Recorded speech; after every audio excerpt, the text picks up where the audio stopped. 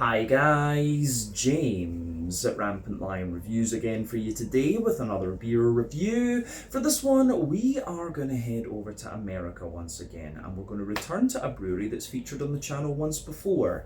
So the last review that I did on the channel from these guys appeared in about 2022 if I'm not mistaken, and that was a beer that I picked up at Kiosk over in Copenhagen in Denmark, one of my favourite beer places in the world. Do go and check it out if you get the chance.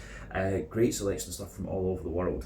But yeah, these guys are a really interesting brewery because they're from a very well established beer area, but they are still a relatively recent addition to the scene themselves. They do a wide variety of different styles, and they're just very, very well respected because their beer is very good quality in my experience. But the beer that we're going to have a look at today is a style that I have had from this brewery before. It's the same style as the last one that we reviewed, so it's a style that I know they can do very well, a style that I personally really quite enjoy. So needless to say, I'm very, very curious to see what this beer is going to have in store for us. So hopefully it's another good beer. Hopefully it makes for an interesting review, and as always, I hope that you guys watching enjoy my take on this one as well. So yeah, for this review then, we are going to head to America, like I said. We're going to go to the west coast, to the state of California. We're going to go to San Diego in the very south to be specific, and these guys have quite a few locations throughout the city. So for this review, we are going to have a look at my second beer from Pure Project Brewing. This one is called Cosmic Dancer. It comes in at 7.4% ABV, and this one is a West Coast IPA. So yeah, this beer was very kindly given to me by my good friend Ben and his wife Fanny, who were over traveling in Ben's hometown of San Diego. And he gave me 3 different beers to have a look at, and so yeah, you'll be seeing these appear on the channel over the next little while. I'm not sure in which order I'll post them, but I hope you guys enjoy these nonetheless. So yeah, big thank you to those two for making this review possible. It's always cool to have beer donations for the channel.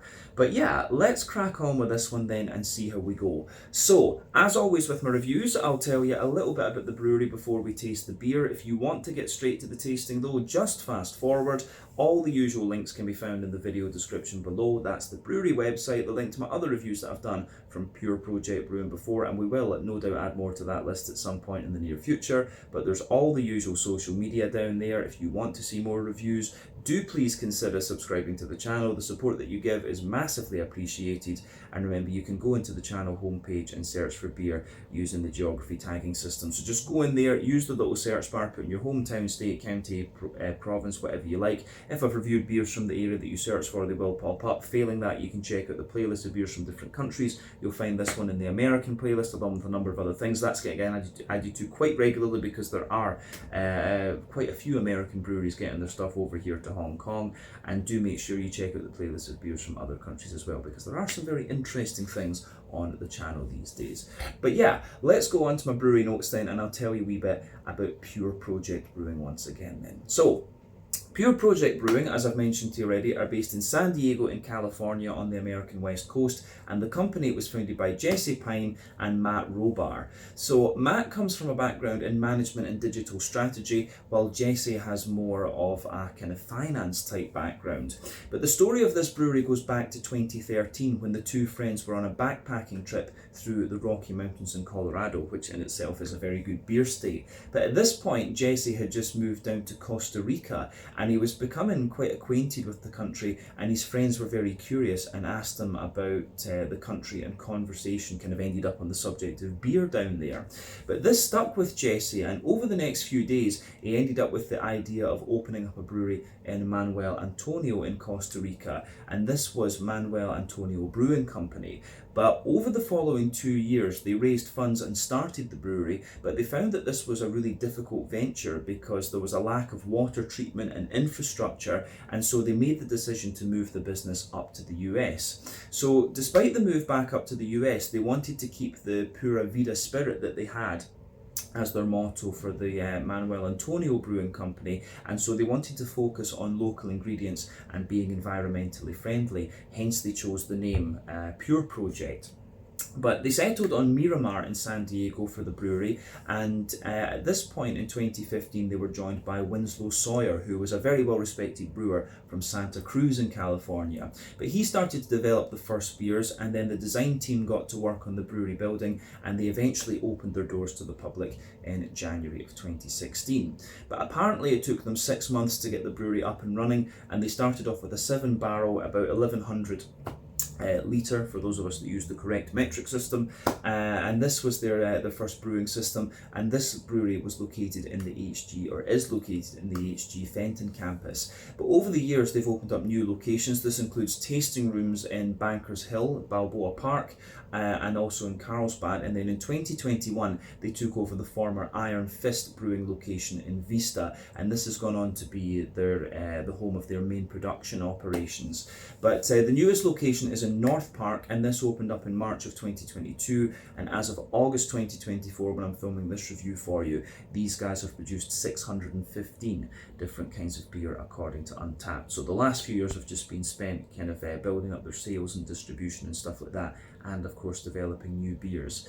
But yeah, that is everything I can really tell you about Pure Project Brewing for the moment. If you want to learn more about these guys, you can check out the brewery website. You can follow them on Facebook and Instagram to keep up to date with all the latest goings on, and you can check out the Rate Beer, Untappd and Beer Advocate pages to learn a little bit more about all the different beers that these guys have done. So yeah, let's leave it at that for the brewery history. I do hope that I can go over to San Diego at some point and go and visit some of these places. I would have a lot of fun over there in San Diego with all the different breweries, I'm sure.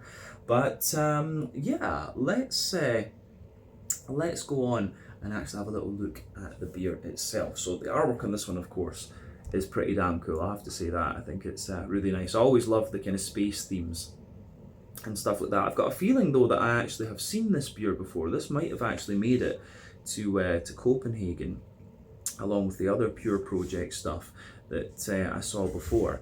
But yeah, plain silver top on the can there.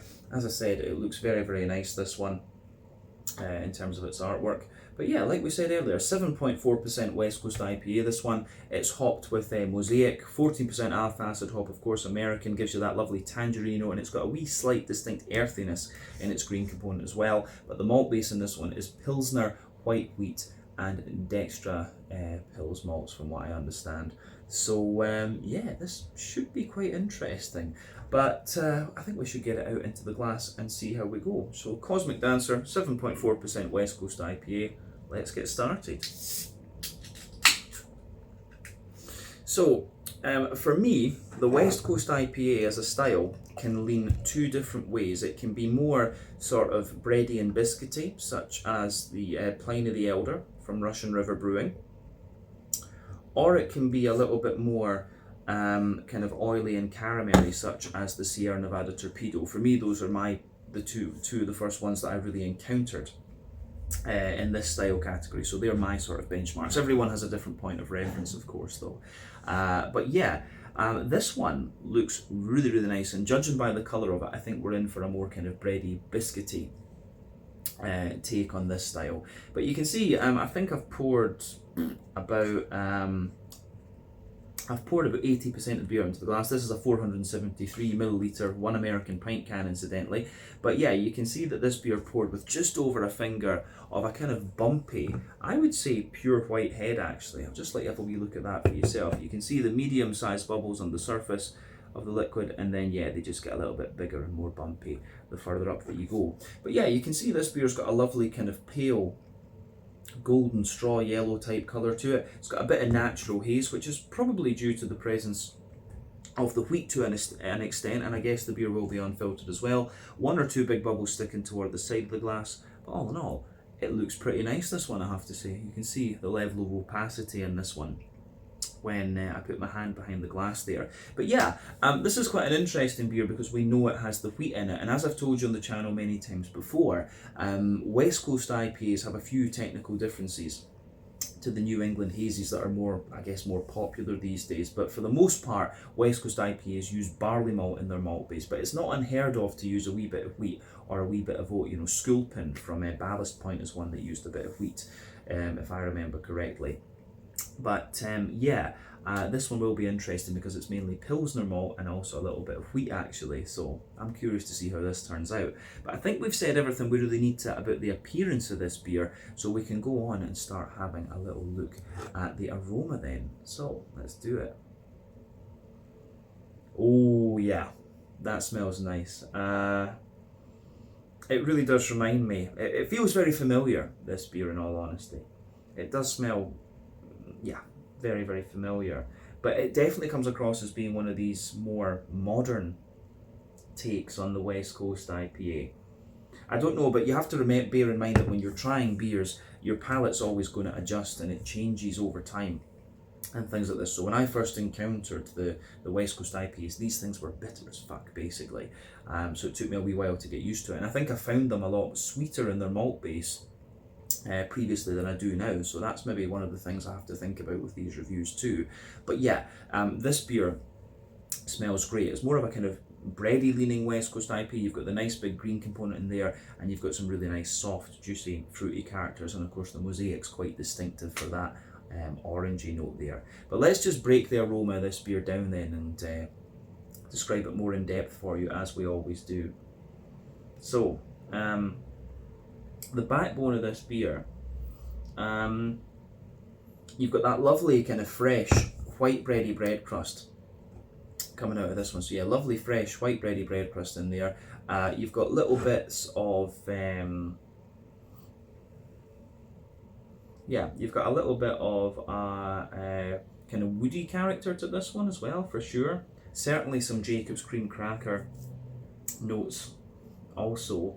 But yeah, bread crust, cracker, little touch of woody note in there. Lots and lots of like fluffy, fresh white bread. But because of the fact that this is Pilsner malt, the bread actually has a little bit of dryness to it as well. But you do have to remember there's a difference in malts between the US and Europe, for example. I find that European malt is quite a bit drier than American malt. American malt's just a little bit more kind of oily almost. So yeah, you see this in things like Pilsner malt, which are supposed to be dry. So yeah, you've got that little bit of Pilsner malty dryness in the back of the nose, but yeah, it just comes across as a bit differently. It's a little bit slightly sweeter almost. But yeah, on top of the white bready character, you have on top of the white bready character, you have some really nice little bits of sweetness in there. Yeah, the malt base in this one is primarily white bread rather than anything else. But yeah, you've got that lovely soft white bready character in there. And then on top of that, you start to get some nice biscuity notes in there. So you can feel there's a little bit of like a toasty biscuity character in there. There maybe is like a very slight hint of a straight up caramel or something, but not too much. More like McVitie's digestive biscuit, or the Americans would call it cookie, of course. Yeah, but the way all of that pieces together, I think, is really, really nice in this one, and it gets a big thumbs up from me. Yeah, aroma wise, this beer is pretty damn nice, I have to say. It's great. So the malty side of this one really is good. The yeasty character at the back of the nose has a little bit of an almost like, it's almost got a little bit of like, it reminds me of sourdough bread almost. It's got a little bit of that kind of sourdough character to it. So yeah, like fluffy white bread, but with a wee bit more cracker and a wee bit more kind of woodiness and things in it. So yeah, I really do like the way that pieces together. The way that all goes together, I think, is really, really nice in this one. But yeah, I think the malty and yeasty side of this beer is going to be very good. But yeah, let's move on to the hoppy side of things then. I don't think we can say too much more about the malty side of the beer. So yeah, one thing you have to remember with West Coast IPAs is that you have three different kinds of hopping when making these. So you've got early edition hopping, which takes place within the first hour of your wort boil. That gives you quite a deep, dank green component in terms of flavour and aroma, but it's also But yeah, it's going to contribute most of the bitterness to the beer. You've got late addition hopping, which takes place within the last half hour of the wort boil. That gives you a little bit of bitterness, but mainly flavour and aroma, and it's going to give you a brighter green component. And then you've got your dry hopping, which takes place after the wort boil is complete. That's all flavour and aroma pretty much, and again, it's going to give you a brighter green component. So West Coast IPAs will use all three types of these hoppings, whereas New England IPAs rely on late addition and dry hopping mostly, which is why they're softer and more juicy. And the early addition hopping gives you that kind of deeper, danker character that you would associate with West Coast IPAs. That said, there are quite a few West Coast IPAs these days, modern interpretations, that don't have so much early addition hopping. So you have to bear this in mind as well. We'll think about that when we actually taste the beer. But yeah, the green component in this one, you can smell it's a little bit smoother. I think it said there was some sort of like cryo oil or something like that, or Lupo Max or something, I forget. But there was one of the more, lupulin concentrate additions in this beer. But yeah, you certainly get a little bit of that distinctive earthiness that Mosaic can have. You've got a little bit of herbal character in there as well, some nice floral aromaticity, not spicy, more just kind of bright and fragrant. And then at the front of the nose, you've got that more, you get that nice kind of grassy, slightly zesty character coming out of the beer. So, yeah, the way that all of that pieces together, I think, is really, really nice. And as I say, it gets a big thumbs up from me. Yeah, all in all, really, really nice stuff in terms of the green component. The fruity side of this beer is quite interesting though, because I actually find it has a little bit of an almost gooseberry type character to it. So if I was smelling this blind, I might guess that it was both Mosaic and Nelson Sauvin, or Hallertau Blanc, or Enigma, or something like that. This beer, for me, the fruity side of it actually, it does have this little bit of like gooseberry Nelson Sauvin type character to it. So yeah, nice little bit of kind of floral aromaticity in there. Yeah, nice little bit of floral aromaticity. You've got a good little bit of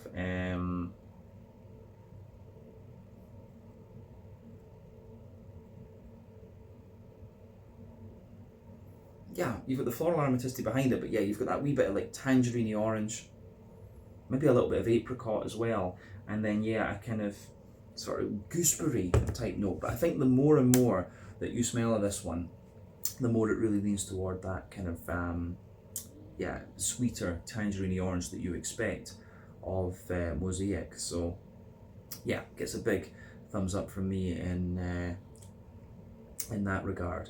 So as I always say, take a little bit of time to enjoy the aroma of the beer before you get stuck in. But I think that's everything we really need to say about it. It smells really, really good actually, quite different to a number of the West Coast IPAs that I've had in recent times. So let's have a go at this and see what it's all about. This one's the Cosmic Dancer, 7.4% West Coast IPA from Pure Project in San Diego in California. Thank you again to Ben and Fanny for making this review possible. But let's see what we have here. Slàinte, skål, cheers.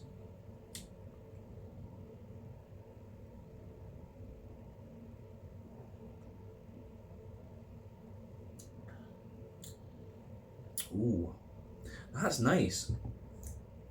First impression of this one is that it's very, very smooth. Very, very smooth, very light and quite drinkable West Coast IPA, I have to say. But it's good. Certainly wouldn't hesitate to drink this one again, I'll tell you that right away. But I've not had a West Coast IPA like this in a long time actually. It's good stuff.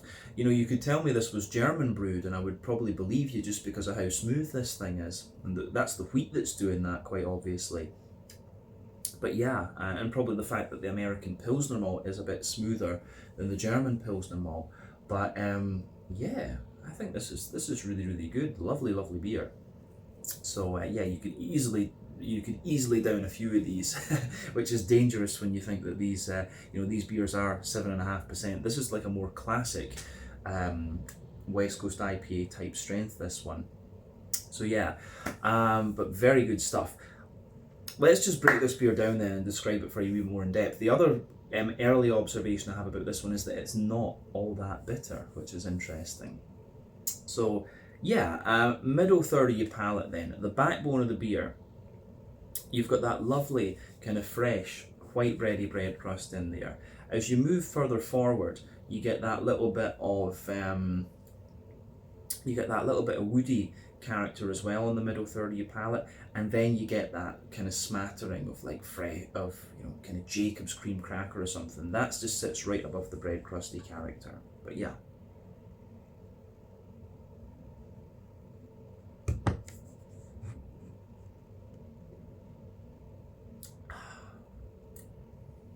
So yeah, for me, yeah, the way that this all goes together in this one is really nice.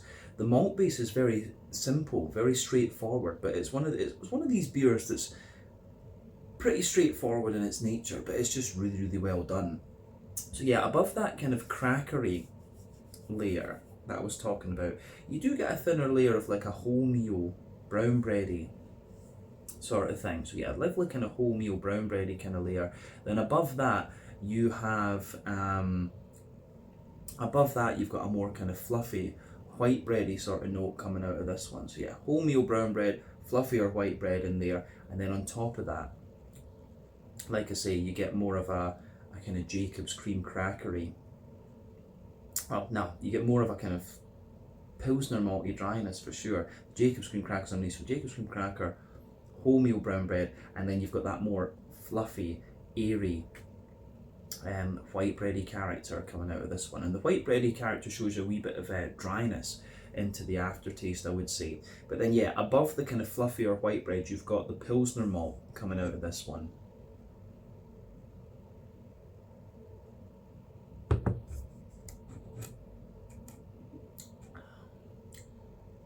So yeah, nice kind of Pilsner malty quality in there. And it's I would say that yeah, the one thing you have to remember, or one of the things you should think about, is that sweeter flavours come out further forward on the palate, more dry and bitter flavours come out further back. So yeah, you've got that more drier Pilsner malty character further back on the palate. Then as you move further and further forward, you can feel it sort of mellows out a little bit and just smoothens up a wee bit. So yeah, you can feel the Pilsner malt in there giving you the bitiness further back.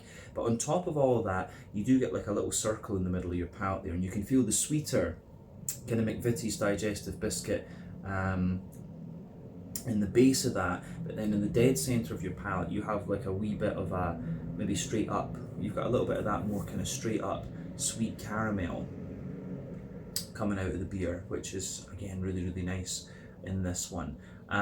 So yeah, that gets a thumbs up. That gets a thumbs up from me with regard to this particular beer. The malty side of this one is, again, it feels quite straightforward, but it's quite well done. But it's definitely, as I say, one of the more bready West Coast IPAs I think that you're going to come across from California. A lot of them are very, very clean, but this one is more kind of like smooth and bready almost. So yeah, I think we can leave it at that for the middle third of your palate. Let's go to the back third of your palate. As I've often said, back third of your palate will give you very similar flavours to the middle third of your palate, just at different intensities. So yeah, the border region between middle and back third of your palate, you get that nice little bit of bready build up in there, wee bit of brown bread in the base, the fluffier white bread sitting on top of that, then the wee bit of like Pilsner malty kind of character sitting above there too. But yeah, the base of that back third of your palate, you can feel you've got that nice you have got that nice kind of white bready bread crust in there, which was a little bit drier. And on top of that, you've got a wee bit of the Jacob's cream cracker kind of thing again, which again is a bit drier. Then you've got the wholemeal brown bready layer, which feels a little bit more kind of light and airy and slightly taller, but slightly drier as well. Then the same with the white bread, you find the same characteristics of the white bready layer above that, and you can feel the kind of Pilsner malt crispy dryness sort of thing just creeping over the top. Just creeping over the top of that malty side of things on the back third of your palate. So yeah, that's good. On top of all of that, you get a nice little bit of yeasty character in there. So for me, the yeasty side of this beer, it's a little bit more, yeah, it's more kind of white bready rather than anything else, to be honest with you.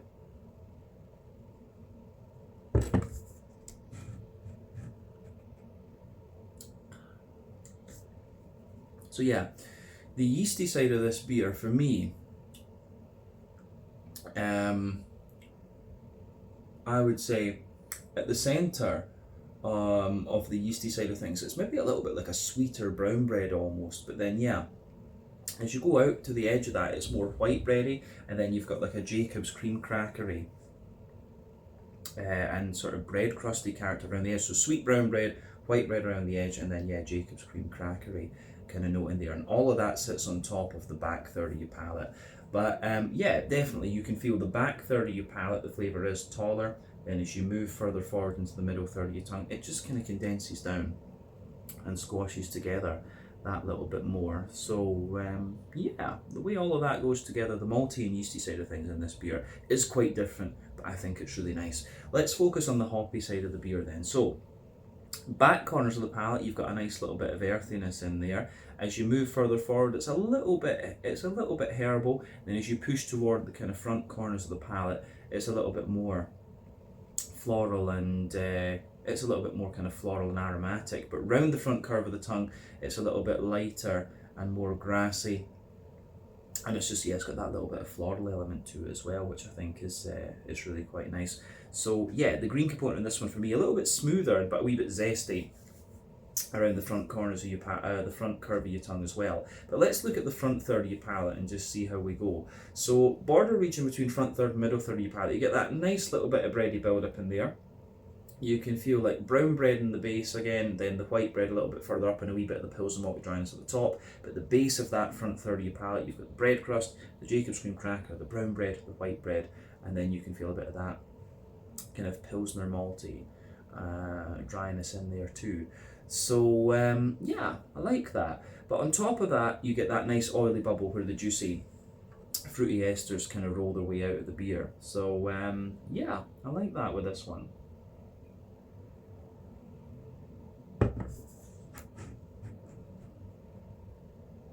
The fruity side of the beer, yeah, mosaic all the way, for sure. It's interesting though that I was picking up those other notes out of it too, and you still get a little bit of that in the flavour, but most definitely it's leaning toward that kind of tangerine orange side of things. So yeah, at the back of that front third of your palate, you maybe get like a slightly stronger citrusy note out of this one, like maybe a very slight peach or something. And then as you move further forward from that, you can feel that it really gets like a kind of dry, like dried orangey character in the middle of the front third of your palate. Then as you move further forward from that, it's like more oily, I would say. So yeah, you've got that lovely oily tangerine orangey character coming out of this one into the aftertaste, which I think is good. So yeah, it's tangerine all the way. There is a little bit of an almost gooseberry note out of this, so maybe very slightly lime. Mosaic can sometimes give you a wee bit of a limey impression as well. So yeah, it's mosaic all the way in this one, and that's really interesting. So yeah, bit of peach at the back, dried a kind of orangey note, maybe very slight apricot in the middle of your palate too, and then yeah, juicy zesty orange and a wee bit of lime as you reach the tip of the tongue. So yeah, really good stuff. Really good stuff in this beer. So yeah, happy with this one. This is a really interesting West Coast IPA, definitely more bready offering. But let's round off the review with a wee look at the mouthfeel then.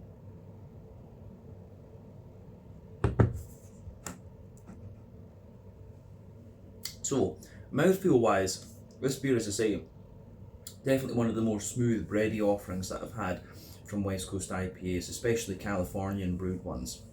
So yeah, for me, this beer is right in the middle of the spectrum, mid-bodied. Carbonation has a wee bit of a prickle to it, but overall it's quite smooth. It has a bit of smoothness to it, but a little bit of a more kind of oily character to it as well. You've got a nice little bit of hoppy bitterness to this one, but this is definitely not one of the more bitter West Coast IPAs that I've come across. I think this one will be like maybe 50 or 60 IBUs, something like that. It does feel a little bit more like a modern take in that, and the bitterness does build into the aftertaste. The malt base, like we said, bit of dryness underneath, smoothness in the middle, and a bit of a drier sweetness on top. And then yeah, you've got a lovely kind of fruity character, a little bit of a more zesty, oily, fruity character coming out of this one into the aftertaste. But yeah, I like that one. I do think this goes together really, really nicely. I wouldn't hesitate to drink this again.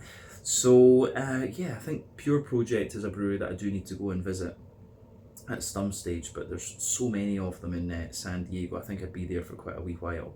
But yeah, let's leave it at that for this one. This was the Cosmic Dancer, if I remember right. Yeah, Cosmic Dancer, 7.4% ABV West Coast IPA from Pure Project in San Diego in California. Again, a big thank you to Ben and Fanny for making this review possible. This has been a really nice one to review. So yeah, thank you for watching my reviews. Until the next time, please like, subscribe, share, all the usual YouTube stuff. Let me know your own thoughts on this beer in the comments section below. Let me know what your favourite beers are from Pure Project Brewing as well, and we will see about returning to these guys again at some point in the near future. But in the meantime, check out my social media, check out their social media, and I'll see you guys again in another review very, very soon. Ciao just now.